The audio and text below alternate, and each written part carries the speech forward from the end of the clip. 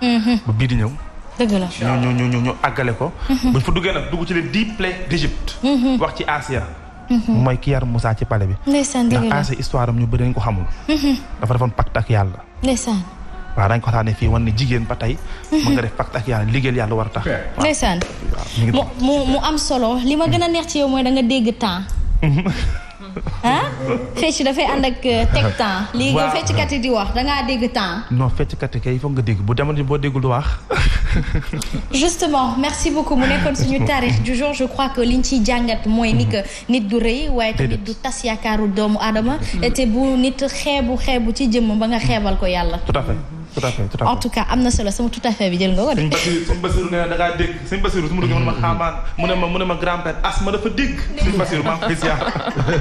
man it ma di ko nuyu bu baax a baax waaye ñëw ci Asi dina ma neex ndax sama rakk jooju nga xamante ni mi ngi ca kër ga ma bàyyi Asi maa ngi lay nuyu di la ziar bu baax a baax.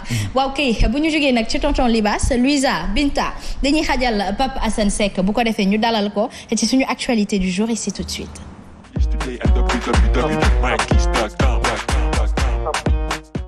Pape Assane Seck, plan décennal de lutte contre les inondations, qu'est-ce qui a été fait? La bonne question. C'est exactement la question bi nga xamante ni moom la ñëpp di posé wu. léegi nag dafa am ñi nga xamante ni dañu wax ne dañoo nekk ci nguur gi. loolu dama ciy gërëm Adama Sow. borom seen café. moo ñu xamal ne dafa am ñenn ñu ne ci gouvernement bi ñu ne attention 750 milliards yi dafa am amalgame. banti parce que hier rek maa ngi discussion bu tàng moo amoon ci kaw ci salle montage bi dem ci suba monteur yeeg ñun ak ñun ñëpp parce que voilà on discutait des 750 milliards la question c'était mais 750 milliards yi fan la aw alors beaucoup en parlent léegi nag ñii selon des sources dañu ne attention taman bii laa gën a mën a nangu que beneen wante est-ce que bii tamit dëgg la ñaar yooyu dama koy posé mooy dañuy wax ne xasma Louisa Binta Ya Rasoul ak tonton Libaas MD Maakay rek Mabba ak yéen ñëpp ak ñuy seetaan dañu ne la phase d'urgence qui était validée au conseil présidentiel par le président de la République était évaluée à 66 milliards 375 millions de francs CFA kon xam naa 750 milliards li si des bari na de bu fekkee ni lii rek a nekk. kon lii des bari na. dëgg la. parce que démb. ci presse bi dañu ne. sur les 10 points de ce plan là 7 yi kenn n'ont pas été exécutés kon ça rejoint un peu lii ça veut dire que kon am na lu bari lu nu deful. waa léegi lu tax 8 années yooyu 7 points yooyu defuñu ko ak kan moo ko war a def ak ci fan lañ ko teg xanaa président bi yëgul woon loolu. wala dañu foogoon ne inondation jeex na dootul amati bu mu si mënti doon président de la République Macky Sall woote na tey réunion xasma jamono bii xam naa ñu ngi ñuy seetaan ñu ngi leen di ziar bu baax ñoom suñu kilifa yu baax yooyu ñu ngi leen di ziar vraiment di leen masaw li ñu bokk di leen wax ñu ni neen la te ku woote réunion urgence defe naa bëgg nga defar léegi nag defar aussi dafay ànd ak sens pratique mooy du jóg rek ci kii naan café déedéet jublu ci la jublu ci sérieusement te jublu ci sérieusement biñ kaa wax ba tey 60 ans maintenant toujours dañ naan nañ ci jublu sérieusement voilà mais lépp luy accessoire ak détail bi ne autour bu ñu ko tegee de côté xasma réunion ba mën na efficiente mais li wóor ba wóor mooy bu fekkee ni lii am na mooy que kon 750 milliards li si des bare na ginnaaw li si des bare na ci lii bu dee lii moo am parce que tamit mën na lenn am na léegi-léeg aussi gars yi coow li tiital leen ñu pexey calmer les ardeurs parce que boo nee 750 milliards yi demut attention amalgame moo am yaa ngi dugg ci benn engrenage bu xaw a compliqué parce que bu boobaa faw nga leeral kon xaalis bi fu mu ne. waaw ak ku ko téye fa la ñuy yemandi. tout à fait mu doy waar Louisa Diandi mbiru 750 milliards bi gestion bi gisuñu dara sénégalais yëpp a ko wax nag du samay kàddu koo laaj ci mbedd mi nee nañu gisuñu dara ana lañ fi def. Après, li Pa Assane wax ça a l'air d'être cohérent. Parce qu'on parle de milliards. 100, 200, 300, 400, 500, 750 milliards. C'est énorme. C'est beaucoup d'argent. Et je pense que les morts 7 des 10 points n'ont pas été exécutés. Ça veut dire que xaalis bi des, ça veut dire qu'ils n'ont rien fait. Loolu la. Mais comme ni ñu wax rek corona bi dafa ñëw ba pare kase code yëpp. aujourd'hui la nature s'est reposée. waaw tey jii réchauffement climatique wàññeeku na. donc du coup dafa mel ni tout reprend son cours ba nga xamante ni hivernage bi léegi taw yi des na. gis nga léegi chaque jour day wis tous les jours donc il faut s'attendre à ce que ñaanuñu ko yàlla. mais prévoir taw bi ñëw na et je pense que léegi nii dañu war a jug.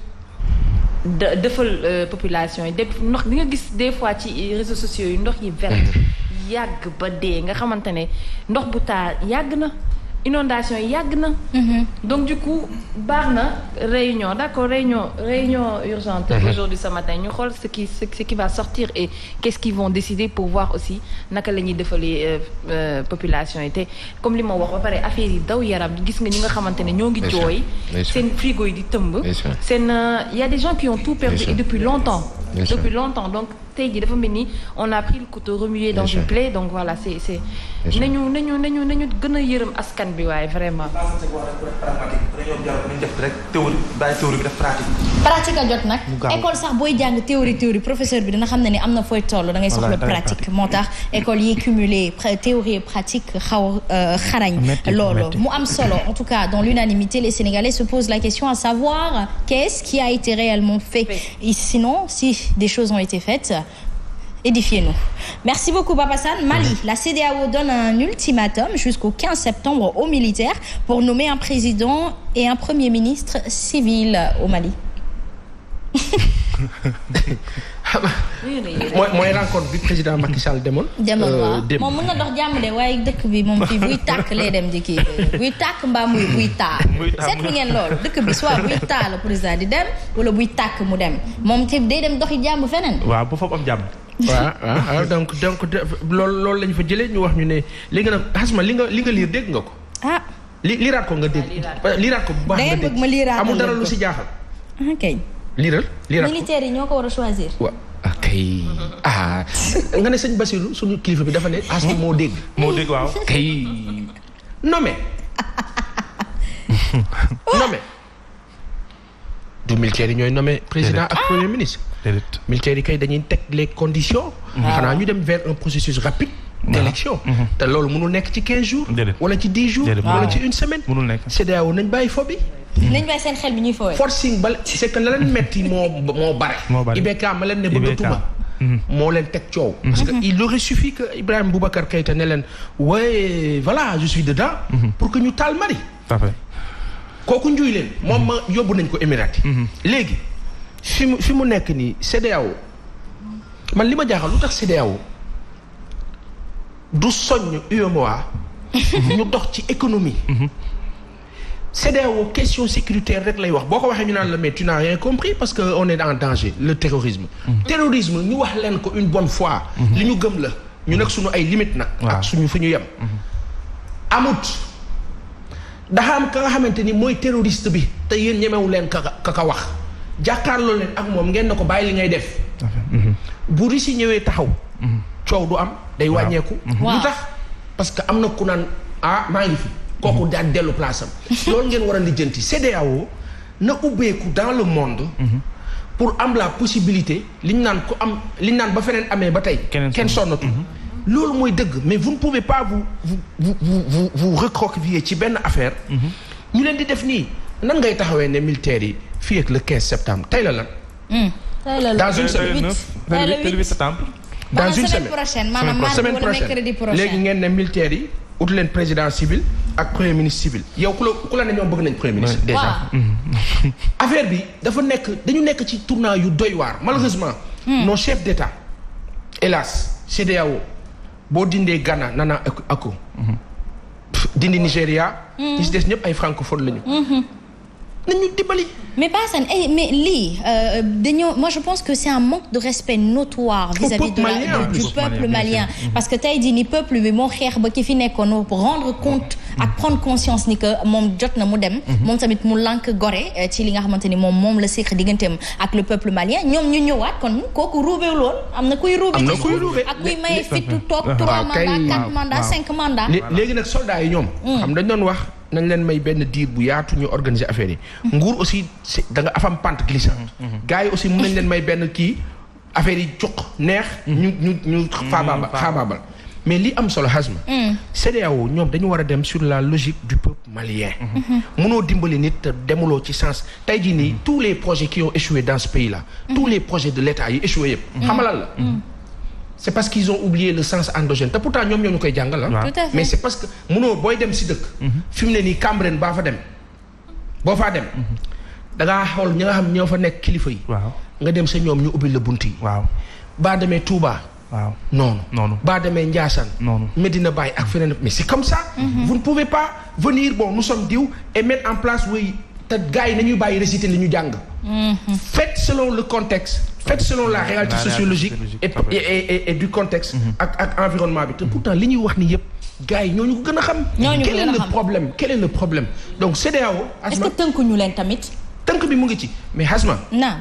ku ñu tënk da nga kaa nangu. waaw sàggal rek moo dal suñu kilifa yi vraiment prions que yàlla dimbali ñu ba ñu am les leaders qu'il faut nom de Dieu les leaders qu'il faut pour que nos populations génn ci souffrance yi. les hommes qu'il faut à la place qu'il faut rek. au moment où qu'il faut.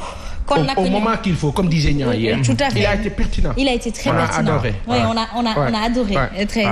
Très bien. Alors, oui. Merci à Nana bi ñu ko indil dem. Justement, Abdoulaye Ly aussi qu'on salue au passage, il contribue beaucoup ci li nga xamante ni képp ku soxla contenu rek. Il a beaucoup de jeunes très engagés, très pertinents, très conscients, très éveillés, qui peut nous passer par moment. Papa Sane pour man des problèmes nguur yi nit ñi dañu war a sóor yàlla ak nekkam àq dëkkandoo moo sew. te mën a dugal nit safara rawatina ou bien ils n'ont pas peur de l'enfer. Est-ce qu'ils ont peur de l'enfer Bintaba?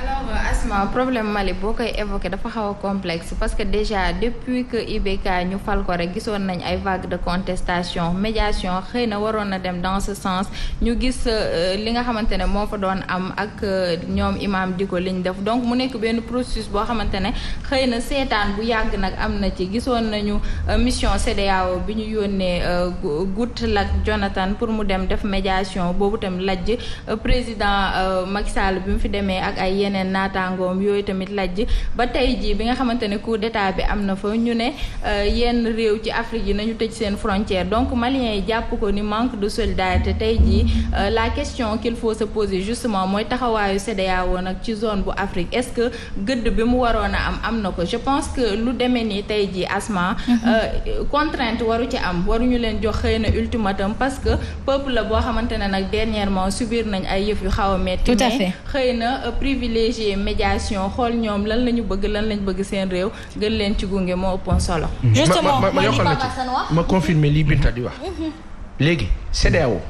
je prends l'exemple de la Côte d'Ivoire. ak l'exemple du Sénégal. tout à fait.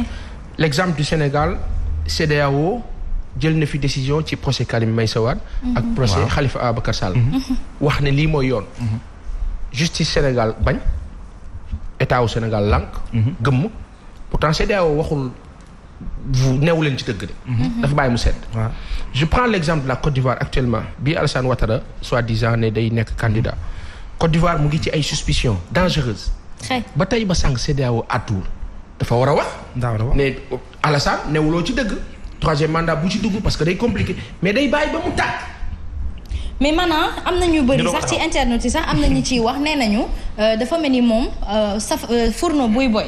moom mooy li koy ëpp kon nag war nañ cee bàyyi xel bu baax a baax bu la jàmm taxee jug na ko nduroo Papa Sane kay xam daal xam la ko yamale ko teg ko place kay xam ba kan la Papa Sane wax daal mooy xam te xam nañ ko Papa Sane kan mooy xam ba noonu seytaane day làqatu mos moo taxit ñaaw rek ci ñaaw rek lay dëgg may sali courage yu imaamu Mali bi ndax noonu la taxawaayu imaam yëpp war a ci moom imaam de loolu la ñuy xaar ci moom bu fekkee nit nguuru àdduna lañ toog nekkuñ ci dëgg wàcca nga ba pare ci gën a garaaw mooy dañ ko woo mu def lu muy def fa ne maa ngi dellu sama jumaa ji jiite la ma doon ay bilaay walaay waxati ko noonu la nit ñi daal man pour man je reviens à ma question est-ce que ragal ngeen safara tàng na. Troisième mandat, Macron a demandé à Alassane Ouattara de ne pas se présenter aux prochaines élections. Où est le problème de Macron dans la présentation aux prochaines élections d'un État africain pour qu'il puisse s'y mêler, Papa Sane Seck. Cette année nga wane boppam. Hasma cette question bi aussi dafa intéressante lu ci yoonu Macron. oui Afrique daal la question. c'est une question de souveraineté nationale. lu ci yoonu Macron xam nga lan moo doon Jeune Afrique moo ñu ko wax. lan moo doon yoon. xam nga semaine bii passé Alassane dem na fa ñu recevoir ko. li doon yoon. mooy ñu ne le président de la France Emmanuel Macron a suggéré ou a conseillé. Voilà. le président de la Côte d'Ivoire l'actuel. waaye demande c'est comme ordonné. waaw joxe ordre. te loolu dafay confirmer encore une fois de plus li ñuy wax tout le temps ne dañoo tënk. gars yi nangu ñu tënk leen. nit da ngay choix la rek choix de vie la. choice. li la intéressé ak li la intéressé wu. li nga mën a muñ ak li nga mënut a muñ. te ñun génnoon nañ wax naa la ne la génnoon nañ. président Ablaye Wade dafa réussiroon lu extraordinaire. dafa réussiroon ba servir d'exemple. daal di joxe le filon. ñi nga xamante ni ñoo nekk ci yeneen pays africains yi ñu mel ni ñu fippu daal di ubbeeku. ñu ñëw dugalaat ñu si. ki ñu si dugalaat nag moom du mook ñun. ñi ñu ci dugalaat ñi nga xam ne ñoo ñu dugalaat ci loolu. defaat ñu tegaat ñu si buumu jàmm ñoom ak suñu borom la. loolu ñoom la concerné yàlla na yàlla defal leen jàmm. wante ñun ci suñu taxawaay fii li nga xamante ni Macron wax na ko Alassane Ouattara waaye li mu ko wax tamit mooy dëgg. mooy dëgg. li mu ko wax tamit yoonam new yow li ci sa yoon lañ ko war a wax. waaye li mu ko wax mooy dëgg. CEDEAO ko war a def. CEDEAO moo ko war a def. moo tax ma ne lu ci yoonam. exactly. c'était à la CEDEAO. seen rencontre boobu ñu ne woon. waaw ba ñu demee Mali di liyanti. la ñu waroon wax ba Umbala Sissoko waxee. Mahamad bu Issoufou tamit wax. la CEDEAO waroon taxaw daal ne bon. les troisième mandats ne seront plus acceptés. nga xamante ne ñiy dégg ak ñi déggul xam seen bopp. Macron nag comme ni mu ko waxee nii kii Alassane Ouattara. noonu la koy waxee ñëpp waaye lépp mu ngi dépendre ci peuple yi. la Côte d'Ivoire dañoo réagir ak arme. waaw. tubaab xam nga est-ce que xam ni tubaab yoon rek la xam. waaw daful de. xam na ni limite bii waruñ ko jéggi. daful mu taxaw ak a xam boppam. Sénégal nag ñun mën nañu muñ lool.